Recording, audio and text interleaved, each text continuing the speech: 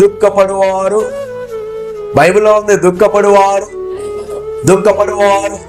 ఏ విషయంలో దుఃఖపడువారు ధన్యులు? ఆత్మ విషయంలో దుఃఖపడువారు ధన్యులు. అవునా? దుఃఖపడువారు ధన్యులు అని రాయబడింది బైబిల్లో. దేవుని పాదాలను పట్టుకొని దుఃఖపడాలి.